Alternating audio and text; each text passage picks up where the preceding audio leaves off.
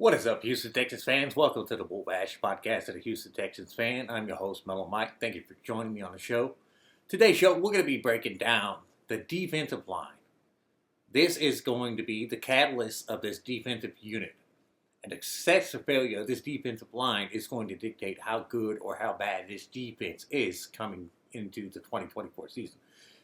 Pretty much just like we focused on the last video I dropped with the offensive line, we could pretty much picture how this line is going to look except for one position, that is that last defensive tackle position. So the thing is, there are a lot of moving parts here for Demeco Ryans and defensive coordinator Matt Burke to work with. And everybody knows that this is Matt Burke's baby. This is his area of specialties. This is what he prides himself on coaching. So when looking at this defensive front, the defensive ends, so your pure edge rushers, you have Danielle Hunter, who's more than likely going to be the defensive right end on this unit. 87.5 career sacks here, and 5 seasons of double-digit sacks. This guy can bring the heat off at the edge. He was the biggest piece added to this defense this offseason through free agency, and he is the replacement for Jonathan Grenard. Now, Danielle Hunter, we know, is a bona fide proven pass rusher. But where replacing Jonathan Grenard is going to get a little bit difficult for him is that Jonathan Grenard was ranked within the top 2 when it came to edge defenders who were able to shut down the run. And Grenard was very, very good at whether it was a backside pursuit, running down plays from behind, whether it was stacking and shedding. He did not allow runs to go to his side of the ball. It was very, very good in run defense. Pardon me. And Danielle Hunter, we know he's got the pass rush, but he's going to have to show us that he can stop the run as well as Jonathan Grenard did in order to be able to capably say that he's filled those shoes. In the pass rush department, we don't have as much worry. Now, opposite of him at defensive left end, Will Anderson. And I think he is going to be the biggest beneficiary from the addition of Danielle Hunter, is because Will Anderson was consistently facing double teams last year. He had one of the highest double team rates among edge rushers in the NFL. But he also still had one of the best pass rush win rates. Now, early off in the season, the sacks did not come like we had all hoped for with Will Anderson. That sort of came toward the back half of the season. But Will Anderson did show us that he was very adept at cutting down the run. And he was a proficient run stopper early off in that season. And he is just phenomenal off that edge. Just like Jonathan Grenard, he has the capability to run plays down from the backside. He has the capabilities to force the runs to the opposite side, whether he's single team, whether he's double teamed. He is just absolutely phenomenal and very, very hard to block one-on-one. So it's going to be one of those pick your poison deals with Will Anderson and Danielle Hunter on the edges there. And Will Anderson, the one thing I will say is he has one of the most impressive speed to power conversions that I have seen, whether it was one-on-one, whether it was double teams. The one thing that stood out to me is offensive tackles or a combo of an offensive tackle, offensive guard, or tight end. When those guys allowed Will Anderson to get into them with their bull rush, those guys were on roller skates. They were moving backwards. Will Anderson was collapsing the pocket and had highest pressure rates in the NFL. So to say that he is only going to get better going into year 2 with the addition of a veteran presence like Danielle Hunter on the opposite side, it's just something that we could bank on. I mean, this guy is just phenomenal off the edge, and here's hoping that, he's worked on refining his craft a little bit in the offseason. What I mean by that is adding another move to his bull rush, whether it be a club, a spin move, which I honestly believe that if he were to add a spin move with his quickness and that speed and the way that he does that bull rush, it would be a perfect complement to that. Or swim or rip, something like that. but just add a little bit of something where you're not bull rushing guys. You're not just relying on the bend and the quickness to get around that edge. You got to bring a little bit of something else to that table, and that will make Will Anderson able to take that leap into the upper echelon of pass rushers within the National Football League. Now, as far as the true edge rushers goes, Derek Barnett was a guy we brought in for 6 games last year. He was pretty much thought to be done when he was with Philadelphia, and proved that wrong. He came in, he had 2.5 sacks, he had a phenomenal win percentage against pass rush, and he did a great job. Solid veteran pickup by Nick Caserio in the back half of the season. A guy who came in, he filled a role, he was able to perform admirably. He's a guy that's going to be the first one off of the bench, whether it's Will Anderson going out for a rest or Danielle Hunter. You can pretty much bank that Derek Barnett's going to be that first guy coming in there. And the other one that is on the roster is the rookie Solomon Byrd that we drafted from USC. Solomon Byrd he's had a pretty decent, I would say, not outstanding, but decent training camp and OTAs. He showed some impressiveness there, and he's really wowed some of the coaches with his work with the pass rush. He's a guy that is described as a high motor type of guy. Realistically, though, with the veterans on this roster, he's going to have to prove himself throughout training camp, throughout the preseason, in order to earn a roster spot. If not, he could be a guy that winds up on a practice squad, because you got some other veterans on there, but he is the only other true edge guy that we have on this roster. Now, we've got a couple of other guys who are inside-outside options when it comes to that. First is going to be Demeco Ryans, who's the guy that we brought in from the Tennessee Titans. Nick Caserio describes him as a bad MFer. He's a guy that has a nastiness to him and a tenacity in the middle of that line. And he can play the edge as well, so he has that versatility inside, outside. They can move him around a little bit. But primarily, I think, just due to the lack of quality players that we have at the defensive tackle rotation, Demeco Ryans will be favored inside as the defensive tackle, more of an under tackle, pass rushing specialist, but a guy who is probably one of the most complete players on the defensive line when it comes to terms of pass rushing, run stopping, complementing each other, having a complete game. That's going to be Demeco Ryans.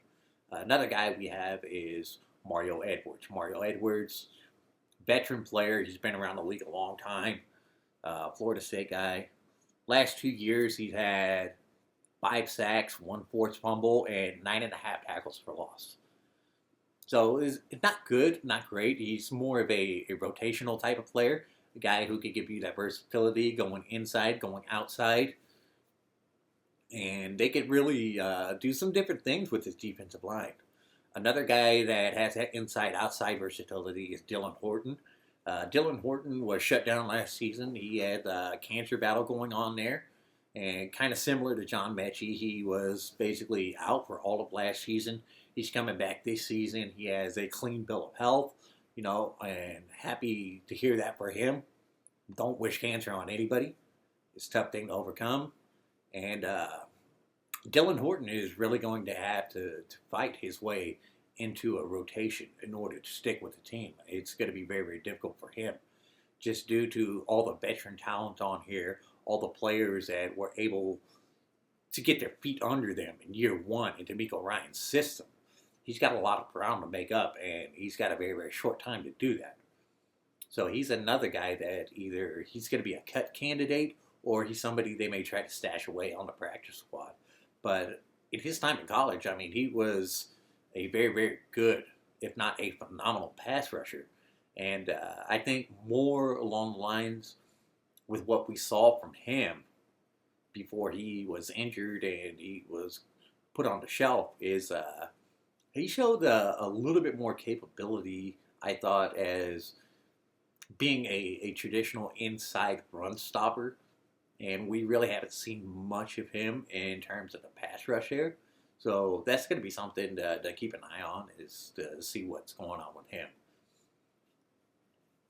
Now, the rest of the guys we have on the roster are more of your traditional, just inside guys. We're going to be talking about Foley Fatukasi, 4.5 sacks, 33 tackles for loss in his career. He is, without a doubt, the top candidate to start opposite of Demeco Autry on the inside. He's the most experienced player in that area there, and he's been a journeyman. Started out with the New York Jets, went to Jacksonville last season. He has that familiarity with the defense, playing in a Robert Saleh system for those 2 years with the New York Jets. So it's probably going to be, if I were to bet, Foley Fatukasi as one of the starting guys in that base defense. And the defensive line this year is just, it's going to be more of a rotational based on situation than what we saw last year. We really don't have, after Demeco Autry, that defensive tackle that brings it like a Sheldon Rankins did last season, who was one of the better acquisitions that we had. And a guy that's a pure pass rush threat like a Malik Collins, who we traded away this offseason. So as far as that goes, Tim Settle, the guy that we signed from the Buffalo Bills, he's been a rotational player throughout his career. 9 sacks.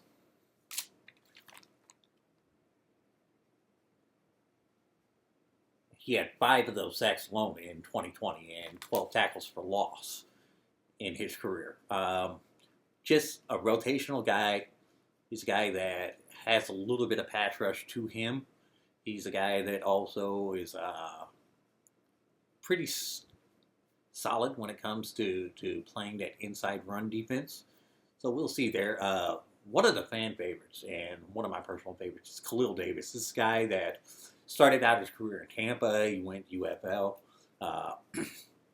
Was signed back to the NFL by the Texans, given a spot. Earned a contract this offseason.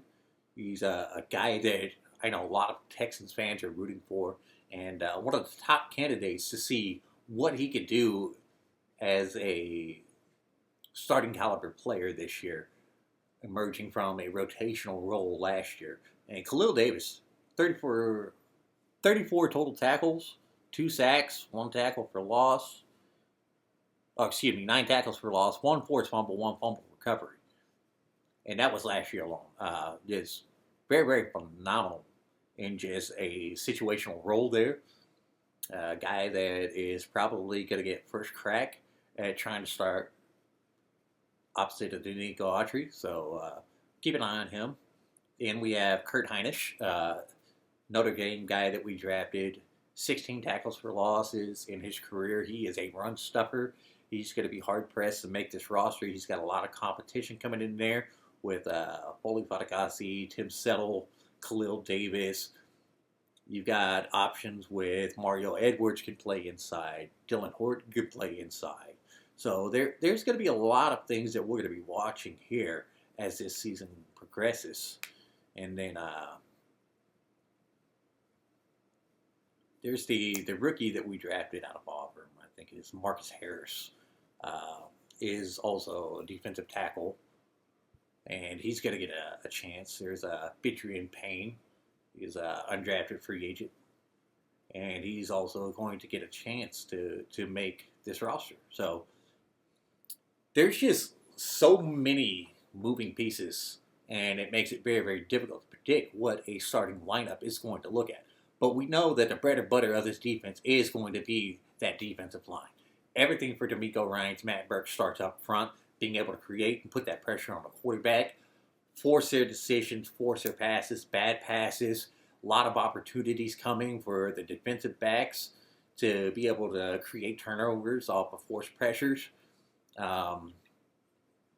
Obviously, the biggest stats that we're looking for is sacks. Sacks in downs, sacks gives you negative yardage. That's what we're looking for out of this defensive unit. And last year, 46 sacks, a Texans franchise record. That was a good start. I mean, if you come in year one and you had a defensive line that yielded 170 yards per game, sixth worst in NFL history, and then turned it around to where you went from 170 yards a game to I think it was like 96.8 yards per game. The Texans only had like two running backs on their own who went over 100 yards on us. I think one of them was Jonathan Taylor, and I can't remember exactly who the other one was. It might have been just Jonathan Taylor. But, that's a tremendous improvement in itself, going from 170 yards to 96.8. And then you add a franchise record of 46 sacks. It's a great turnaround in the first year. This defensive line unit, the one thing that you can say about it is there was a lot of turnover in this unit. A lot of the former players have moved on. Sheldon Rankins got that contract with, I believe, the Cincinnati Bengals. Malik Collins gets traded to the San Francisco 49ers. Jonathan Gennard gets a new deal in free agency with the Minnesota Vikings. So we got 3 new starters on this defensive line. And, having the name talent there is one thing, but we've got to see these players gel. We got to see them come together and be able to play together as a unit. And that's something that I don't really worry about because that is an emphasis of Demeco Ryans, part of his culture building, that he just has his way of bringing people together and getting people to play for him. He has no problem with motivating his players. He is a sound fundamental teacher of the game. And it seems weird to be saying this because he's a former linebacker, but he is really put an emphasis on this defensive line, whether it was San Francisco or his first year here in Houston. And you would think that the linebacking core would be more of his baby, but he's always been talking about we're going to be getting better on the defensive line, because Demeco Ryans is smart enough to know that in this league, it's a passing league, and everything starts up front. You got to be able to get the pressure on those elite quarterbacks. We're going to face a murderer's row of them this season. So it's going to be something that we're going to see if this team is as good as last year, if they're better than last year. What are your comments? What do you think? What do you feel? Do you think this unit's going to be better, or is it going to be worse than last year? Let me know. Thanks.